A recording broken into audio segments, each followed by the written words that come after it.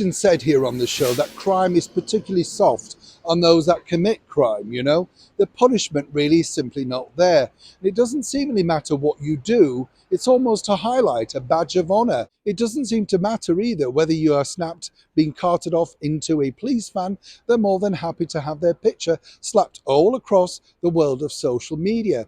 But when it's in the public domain, you would have thought that the law might be a little bit tougher.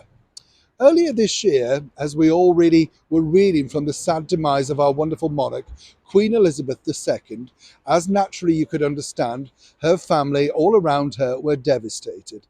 It simply was not the time to be rude and, more importantly, shall we say, just plain ignorant to someone who was grieving. But it didn't stop this particular gentleman. While the former royal known as Prince Andrew, the Duke of York, was walking behind his mother's coffin while up in Scotland, a word was shouted out by a man in the crowd who was then promptly arrested. We won't mention that word on here, but you get the picture. Now, it's always interesting, isn't it? Because they're very quick to arrest people, make a big show of, look, we've got them and we're carting them away. But really what the public want to see is the punishment afterwards. But as ever, was there any? A man charged with the breach of the peace after the Duke of York was allegedly heckled as he walked behind the Queen's coffin will not face court, prosecutors have said. The 22-year-old was arrested after the incident, which occurred as Andrew walked in the procession as it made its way from the Palace of Holyrood House in Edinburgh to St Giles Cathedral on September the 12th of this year. Crown Office said the case had been dealt with by the way of an offer of an alternative prosecution.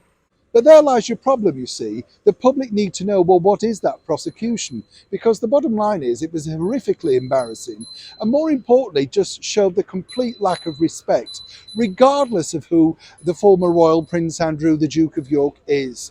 I mean, it's just the wrong time to do something like that. Bottom line really is the fact that the public wish to see exactly what the prosecution will be. Will it be, of course, something strong enough to make sure that this didn't happen again? Public perception now over here in the United Kingdom is not just necessarily a negative one of the British police, but also the Crown Prosecution Service. All the way down the line, it seems to be too lax, whether it's protesters throwing water or tomato soup over very famous paintings, pouring milk on the red carpet in Fortnum and Masons, or shouting abuse at members of the British monarchy as they walk behind their mother's coffin on such a sad and distressing day. Either way, it's interesting to note that now the public are starting a petition to find out exactly what happens to this 22-year-old man for projecting such a vile slur against someone in a public place on such a very, very dark and, of course, sad time. Neil Sean in the very heart of London.